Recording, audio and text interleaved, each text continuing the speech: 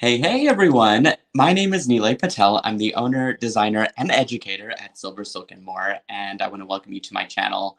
I've been getting some questions lately about the various product offerings that I have and what the different chain colors are and all sorts of questions about the products themselves. And so I thought I would spend a little bit of time with you guys today, not necessarily doing a formal tutorial or anything, but just showing you the different types of products that I carry and what you can do with them. And then any of the tutorials that you do want to see and any of the example projects that I'm going to show you, you can definitely pick up from the YouTube channel and watch all about how to make it. And you can also visit silversilkonline.com in case you're interested in any of the products.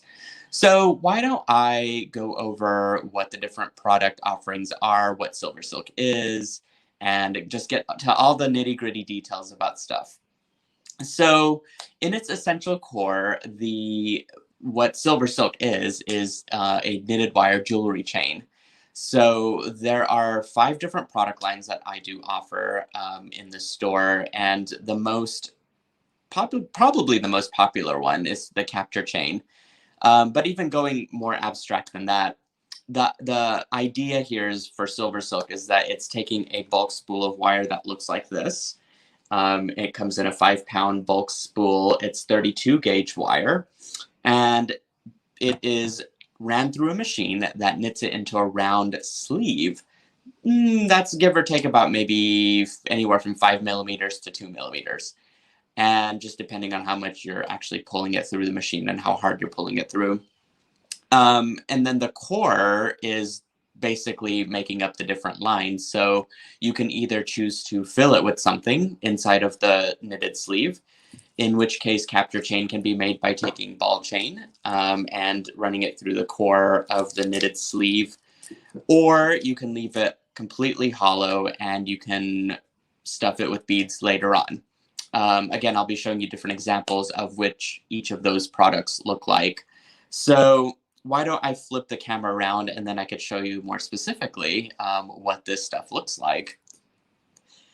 So here I've got my capture chain, which is what I want to talk through first. Again, this is taking a bulk spool of wire, drawing the knitted sleeve down enough to where you create this really intricate chain that's been stuffed with the ball chain, as I showed you earlier. And I have a bunch of different colors. It's hard to say exactly how many.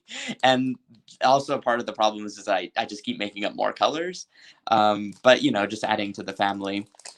This one is Shimmering Hematite, which I think is a beautiful color. It's got a silver ball chain over a gunmetal colored, or excuse me, it's underneath a gunmetal colored wire. And you can see how much it's drawn down. One of the things with capture chain, and actually with all of the different product lines, is how flexible it becomes when it's knitted. And it doesn't fray at the ends, which is really cool. Just depending on the color of the wire itself, plus the ball chain, because the ball chain that I carry comes in 4 different colors. There is silver, gold, gunmetal, and antique copper. You can really do some really fun combinations with it and get some unusual colors. This one's solid antique, oh no, excuse me, this is antique copper ball chain that's got a sort of a burgundy color wire knitted over it. So you get this really cool reddish tone color, and you get the beautiful pops of that antique brass or antique copper color showing through the knits. So I call this one dark rose, just because it's got that nice pop of red in it. And then we've got solid gold, of course, which has the gold ball chain inside of gold wire. And you just get this really nice, supple, beautiful chain that's just solid gold. Really popular, I must say. I love using gold for a lot of my personal projects as well. And I mentioned gunmetal. So if you knit black wire over gunmetal, you get a very dark, solid chain color. In this one, it's Rockstar is the name. And it is just a stunning dark black chain. I think it's going to be great for Halloween, personally. Really tends to pick up a lot of sales during that time for dark chain. So Other colors you can get are dark forest. This one is a olive colored wire that's been knitted over gunmetal ball chain, which just makes a beautiful dark green color. And then another one that I use, the metallic copper, I use the dark gunmetal color underneath copper wire, so it makes a really nice rustic chain. I think it's just gorgeous. It's one of my favorite ones to use as well. So having now known a few of the colors, oh, and I've got more out here too that I could talk about actually.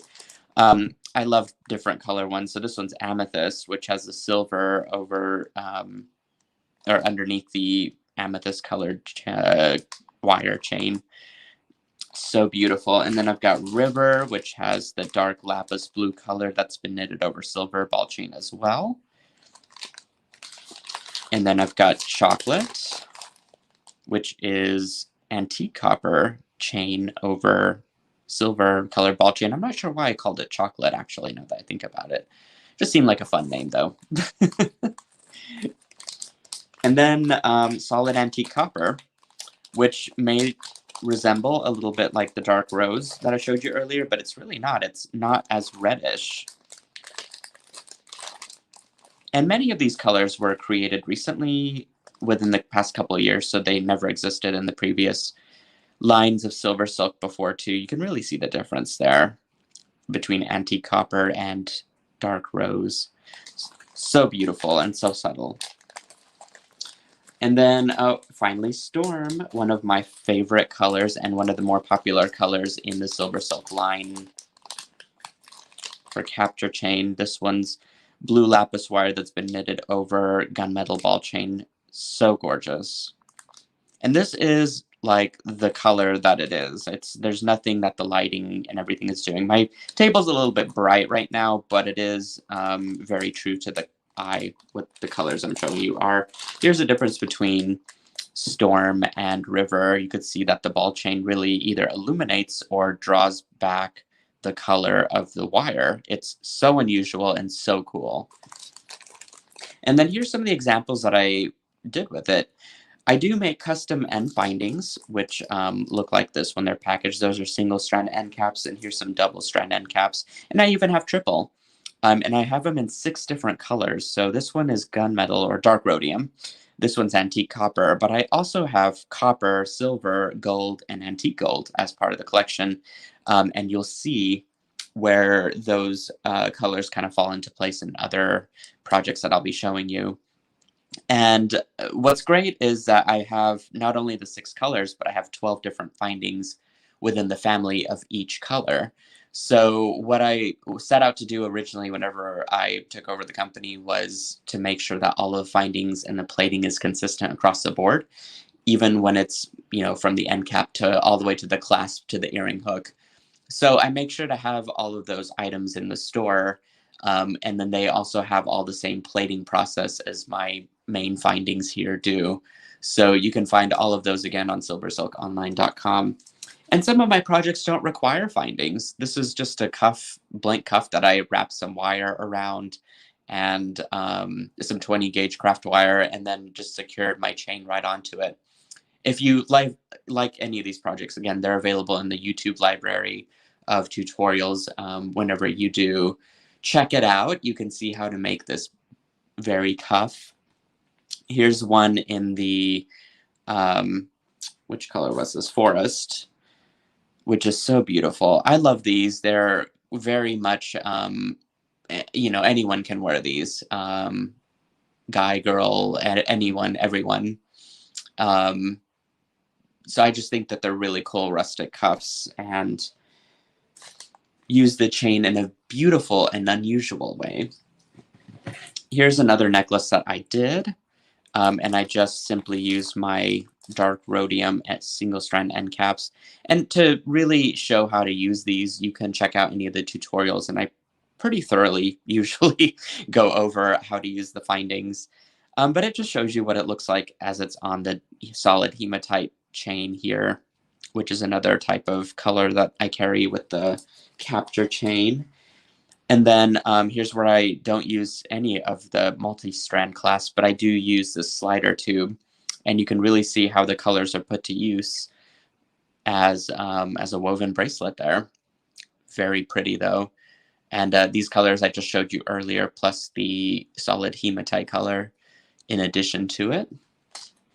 And then finally for this last example, I've got a double strand end cap. This one is in the antique copper color. And you can just see that this is a double strand bracelet here that I just added on a little clasp to, a little tiara cast clasp and component, and made myself a swift little bracelet. So that is sort of me covering what capture chain is. And if you're wanting to experiment even more, you can check out my line of Pearlescent chains. Now these are a special process to make. Basically, let's start this in an order here. You have your ball chain core that has a holographic tinsel that's been woven over it, which looks like this. This is a very stringy tinsel material, and you get this inner core that's very shimmery with it. And then over both of those things is finally your wire. So you have this 3-layered chain that is created within the machine. And what results is this beautiful multi-layered chain. So by mixing the different colors of ball chain to tinsel to wire, you can really produce a very unique color. So for example, this one is called teal, and it's very obvious to its name, but it's got a silver ball chain, and then it's got actually green holographic. You could see how vivid green that is of that tinsel that I showed you earlier, this stuff right here, but in green. And then over both of those things is some baby blue colored wire. It looks like it's green, but it's not. It's just because the vibration of those colors playing off of each other create this really teal, true teal, I think, sea green color. And it's just amazing and beautiful. So that one's teal. Another combination that I like is my ultraviolet, which has a gold core ball chain, and then over lilac, which looks like this. So if you can imagine this ball chain with this colored tinsel and purple wire, you get this beautiful, really ultra purple, it's not even a dark purple either. It's sort of a, again, like an ultraviolet color. It's the best way that I could put it. Beautiful supple chain. The hint of gold, I think, just makes it ultra glamorous too, and very ritzy, if you will. And then I've got some others here. Let's see. Oh, I've got Sunflower, which is a newer addition to my Pearlescent family, which has the silver ball chain.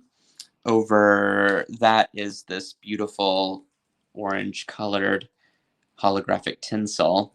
And then over that is a gold color chain, or a gold color wire. So you get this beautiful color that represents, I think, sunflowers, or resembles sunflowers, the same sort of yellow that you'd find either in nature or in a painting. Another type of tinsel that I like to work with is this pure rainbow colored tinsel, which is clear, but it's got this iridescent glow to it, as you can see. So when you knit that over silver, and then you could throw on a color on top of it, you get this really great multi-layered chain. That's kind of a neutral-ish color, really makes the chain pop, that color of the wire pop especially. This one's just my purple Pearlescent chain, as I call it. And again, I think it just highlights that color purple and gives this rainbow shimmer that never really existed there before to the chain. So I love that one. I also got red Pearlescent chain, which looks like this. Let's take some out of the package. Beautiful stuff there. And really, this one is one of those that, like Pearlescent especially, the camera can only do so much, but it's just so stunning in real life. And you can really see how thick and glowy that chain is. Lotus is another one of my favorite colors that I've just gotten used to using recently. I never really liked pink before, but it's definitely grown on me as I've made these different chains come to life. So beautiful. And then one more color I wanted to show you was fuchsia, which you can really see how vivid those two are compared to each other. The fuchsia is just really a pop of pink there. Beautiful hot pink. And then you've got this gorgeous rainbow underlie to it. So an example of this where I use multiple chains, I used Ember, which is gold ball chain. That's got this beautiful, where'd I put it? So this is the chain that I'm talking about right here. Or actually, I've got it right here. It's gold ball chain with this beautiful orange tinsel that's been woven over it. And then I believe I used antique copper over both of those things. So you get this really rustic, I don't know, sort of brown color, which is, but it glows, which is the most unusual part. And then I've attached a triple strand end cap, which here's a different color in them. You've got gold here, and then I've got copper over here. And then I just use fern and teal to pair them up together. And even beyond that, I wove them together in this back part of my necklace. So it doesn't have a clasp. This part sits behind your neck. And then you've got these beautiful 3 strands that are just sort of loose. They're out in the front. But you can see that those combinations of colors are just absolutely stunning. And that's how Pearlescent chain works. I've also got these beautiful dark rhodium, which I don't think I got to show you actually yet, so that's fun. So that is basically my Pearlescent chains. And again, you can check out the entire library of those on either YouTube or even SilverSilkOnline.com. And moving on to Holo Mesh, which I got to sort of kind of reinvent earlier this year. But Holo Mesh is basically a knitted wire chain that I didn't fill, and I expanded out the diameter of it too. So what results is this large open knitted sleeve that you can stuff beads into. Beads or really whatever, anything to the size of 4 millimeters. So let me show you some examples of what I did here. And then a few of the colors as well. So as I showed you antique white, which I love this color. I think it's just an absolutely solid, stunning color. And you can really go as subtle or as crazy as you want. But I remember my half moon bracelet. And I used some tiara cast cord ends, which I do carry in my store. As you can see, I've got some here that have been packaged. I've got antique gold, antique copper, and antique silver as well. So you can really mix and match to your heart's content.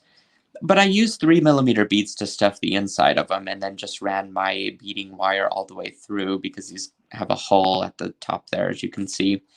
And then just use some leather to kind of knot between my beads just to make this really unusual, fun styled bracelet. But this one I went very subtle with the color just because I wanted to kind of, exaggerate the two sides.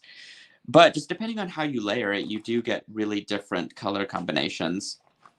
This one is copper, and here I've used it in an example to make these chain links that are quite different and are really fun. But I, again, just use seed beads to line the inside of them and then wire wrap the ends. So in this case, I didn't need a finding to be able to use them. I just used wire to kind of pocket my Holo Mesh right there with the beads inside of it, and then just kind of wrapped it around with thinner gauge wire. So here I've got this beautiful river color. I'm going to take this one out of the packaging so you guys can really see it. There we go. Isn't that just a stunning chain that opens up so many possibilities, right? And this comes much like many of my other chains in a 3-foot length, so you'll have plenty to work with.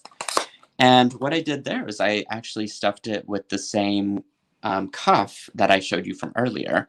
This one's in copper. And actually, it does fit through quite nicely. And then I just use my fingers to press the wire down. And again, all three of these examples are in my YouTube library if you're wanting the full tutorial for them. And then I use these flat mesh end crimps, which look like these at the ends of my chain bracelet here to secure it. And it works the same as my other crimps. It's got little teeth that you just press over the knitted wire and boom, you're pretty much done. And then you can attach whatever you want to it. So along with those colors, I've also got purple, I've got silver, I've got this beautiful seafoam color, I've got green, I've got gold, and I think I have a few other colors back there as well within my collection of hollow mesh. So let me move this off the table here, and let me bring out my Pearlescent hollow mesh. This is the fourth line. I have a lot of colors in these as well, but the difference I wanted to show you was that I actually took the same base color, but I wove tinsel in directly with it to get a very unusual color combination. And the tinsel I actually used was this rainbow one. So you can get a little shimmer for your hollow mesh. So in this example, I used beads, 3mm beads, to pocket the, well, I guess I should use, probably pocket is not the best term for to fill my hollow mesh with. And I used red on red just so that that shimmer would really pop through. And then I just wire wrap the ends because I didn't really want to use my findings and stuff this time around for this tutorial. But this is one of my favorite bangles to make on the fly because I just used 20 gauge copper and stuffed it again with 3mm beads and called it good. So that's a red example. Here is black with the rainbow tinsel that's been woven directly with it. And this is actually a project that's coming up in my workshop here soon for New Year's Eve.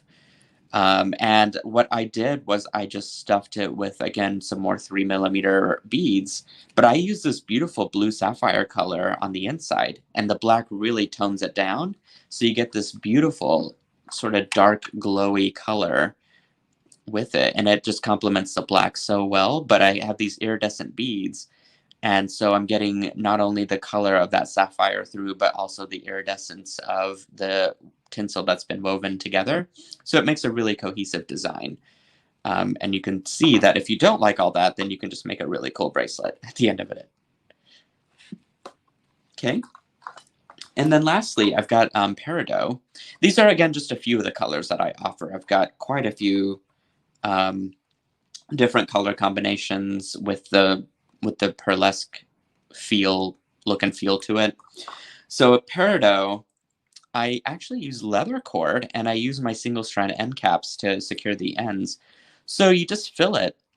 You fill the hollow mesh with turquoise colored leather, and I used about 3mm size leather, and just ran a draw plate through it, and it sized down the hollow mesh enough to where it just, you know, hugged that leather cord perfectly. And then just attached a clasp and called it good. So that's an example of how to use some of my Pearlescent chains for hollow mesh.